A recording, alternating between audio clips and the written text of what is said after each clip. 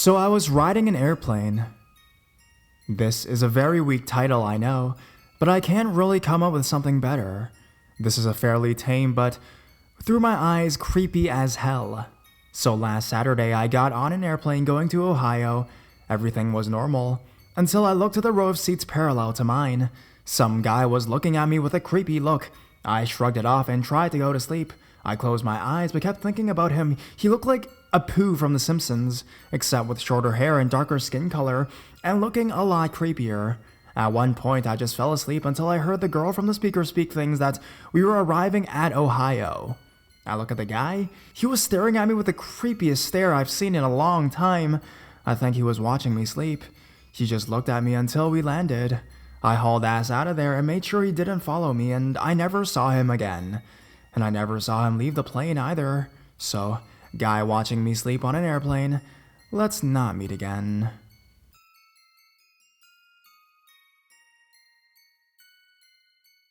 I've always had a fear of flying. I also posted this on Creepy Encounters. I don't know whether this qualifies as being creepy, but it was certainly a bizarre encounter. So I'll let you all decide. It's a little long, but there's many details I remember that I feel are important. I've always had a fear of flying, despite traveling intensively since childhood. Now that I'm in my 20s, I just get tanked and have a nap, but it's still a pretty big source of anxiety. After a few particularly troublesome, exhausting, and awful years, I decided I needed to get away. So 2 weeks ago, I flew to Rhodes in Greece and stayed there for a week. I felt invigorated for the first time in years, suffering no anxiety whatsoever, felt almost cured of any mental ailments, and finally felt at peace. The flight there was turbulent, as there's always strong winds on the side of the island we stayed. Luckily, I was able to get relatively lit and read a good book, almost distracting me from the swaying of the plane and the flickering fasten seatbelt signs that went on and off sporadically throughout the flight. From then on, my vacation was like heaven on earth. Nothing went wrong. Everything went to plan. I had all this free time, no internet and no signal, and was able to detach myself from my life and the person I was back at home.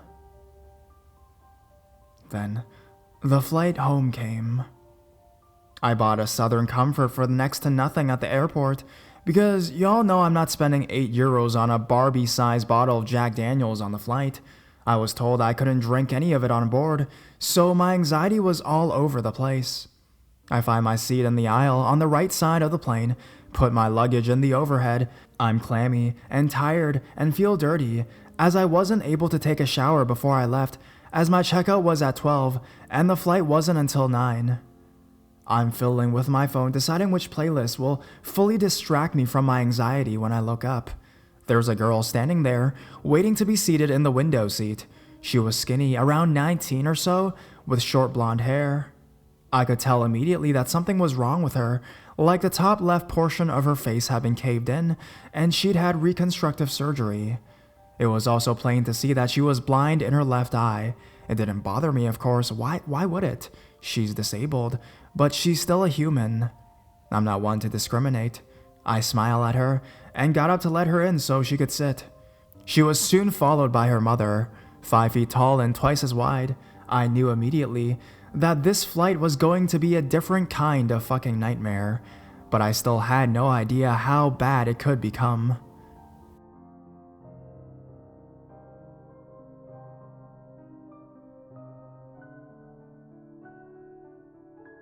As soon as they sat, the mother's left thigh was taking up half of my own seat.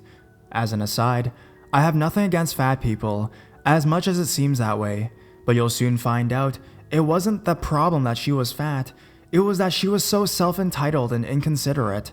As far as she was concerned, she deserved a seat and a half. If you know this is going to be a problem, book 2 seats, that's all I'm saying. Right from the off, she's physically pushing my arm off the armrest, her enormous breasts drooping to either side, the left one resting comfortably in the crook of my elbow.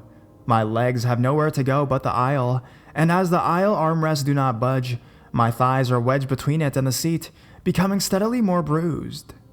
The plane takes off without issue, And that's where the fun begins.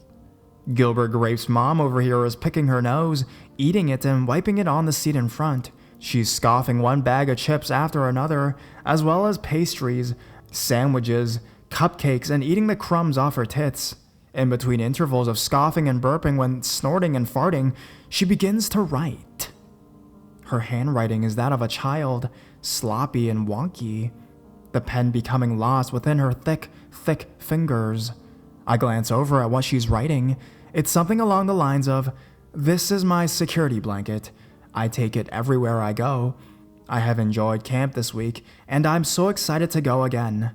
Mom says if I'm good, Daddy will take me camping when the weather is good." Face value, it was creepy as hell. She doesn't see me glancing at it, and I go back to reading my book, trying to take myself mentally out of this whole situation. Her daughter is sleeping with her face pressed up against the window as the sun is setting in the distance. Then, the sobbing starts. Quietly at first. So quiet, in fact, that it took me a little while to notice it.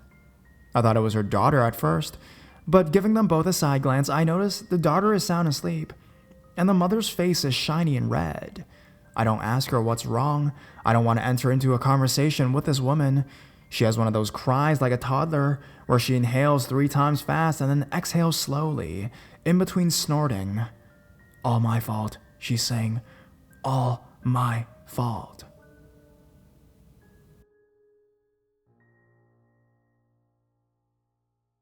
I must have read the same line in my book about 10 times over. I don't know what's going to happen. Is she going to be one of the crazy people you see in movies that freak out of planes, and we're going to have to make an emergency landing in Hamburg? I stare at my page with laser vision, purposely not looking up or around or anywhere but the same 2 pages of my book. She finally gets herself together and starts giggling. Again, quietly at first, then manically. People are turning in their seats, then sharply turning back. I feel uncomfortable. Does these people think that she's with me? "Have you seen her face?" I daren't move. Is she talking to me? "Hey, have you seen her face?" She says it in a pushy tone, where now I know I'm going to have to stop pretending to read. I turn and look at her, her eyes bulging and her smile almost a grimace, as wide as her large head. What else am I supposed to say? Yes, I saw your disfigured daughter, sorry about that. Instead, I say nothing, stumped and at a loss of words. "I did that," she said, almost proudly. Her accent was non-regional, and it was almost as if she was purposely talking in a baby voice, like some girls do when they want something or they're trying to be cute. "I didn't mean to do it, of course," she continues. "But I just didn't know what else to do. She was so small, but she was crying and she wouldn't stop crying. So I pushed her." She tried to conceal a giggle, but it slipped from her lips. "I didn't even know what I was doing. Everything was a blur.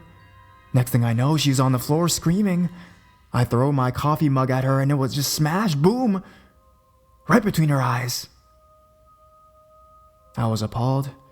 I wanted to be anywhere else. I wanted her to stop talking and just shut up.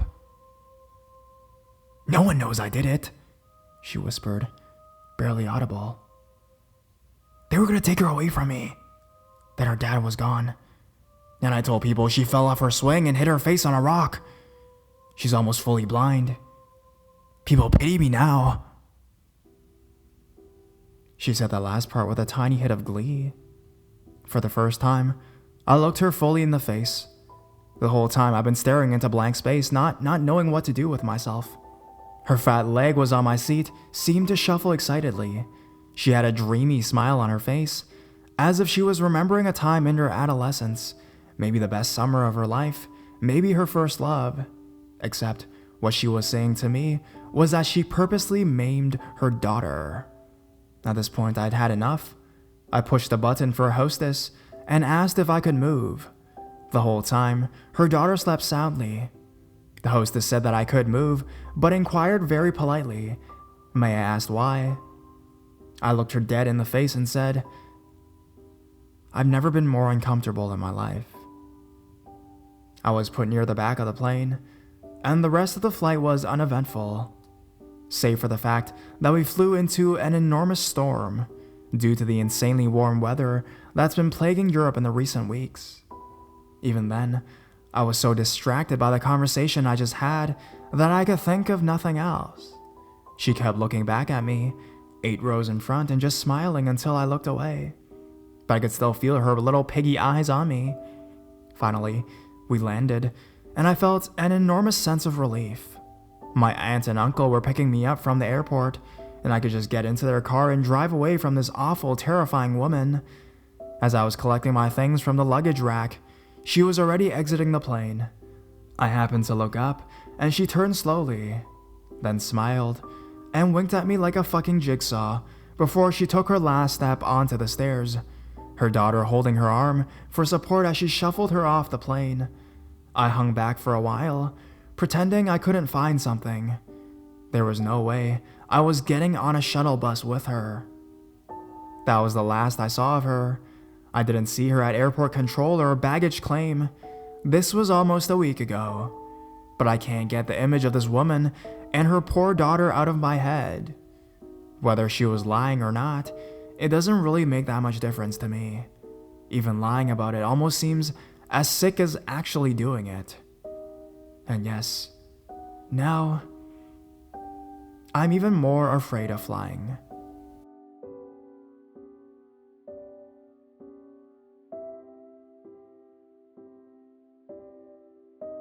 Airplane creeper. I forgot about this lovely encounter until someone linked to the subreddit in another thread. I think that throughout my life, I may have been the creepy guy in some situations, but I certainly never expected to be on the receiving end. I was working down in Los Angeles on a business trip and was flying home through the Ontario airport with a stopover in Phoenix on Southwest. Now, the deal with Southwest is that they don't give assigned seats, so you basically push everyone aside and take the seat you want. If you're not on the competitive type, you just wait until all the people fight each other for the good stuff and just take what remains because it's a short flight. I hate the push fest that the boarding process is, so I hang back. Well, I walk onto the plane and see a window seat open.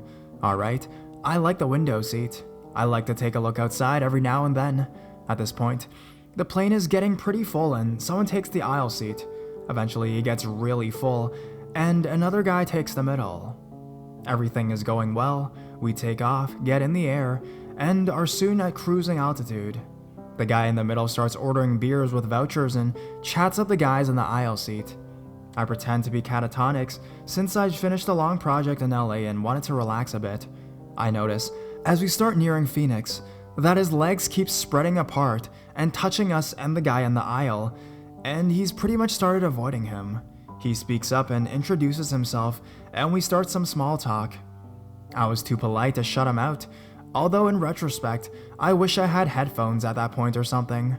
Well, he seems friendly enough, but I was getting worn out at this point, and I didn't really like how friendly his legs were getting.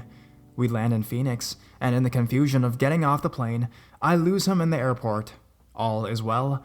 I get a beer at a restaurant and chill out. Suddenly, in the massive airport, hidden in the corner of the restaurant, somehow this guy finds me and sits down and orders a round of beer. I entertain this a little more and thank him and say I had something else to do. Lose him again. It's time to board the next leg of flight home, and I stand in line and get on the plane. I sit way in the back because I have a row to myself, and wouldn't you know it, I see him coming down the aisle. I slunk down in my chair, but it was too late. The guy sits next to me, right next to me. And that's how it was for the rest of the flight. I should have said something because that cheesed me off quite a bit, but I suppose I'm too timid or weak or nice or whatever to say anything. Even the flight attendant made a remark that the aisle seat was open. I may or may not have given off a gay vibe, I'm not sure, but I most certainly didn't drop any hints. Well, the flight goes on, and he insists on buying drinks, basically thumping beers down in front of me. I accepted the first one and nursed it so I wouldn't have to drink the whole time. I'm already 3 or 4 deep. He's getting more friendly all the while, but the flight will be over soon. All the while, I'm being timid and not telling him off, but I'm extremely uncomfortable at this point when he starts telling me that I should come down and visit him and his sister in his tiny little town, about 10 residents. I politely decline and hope that we'll land soon.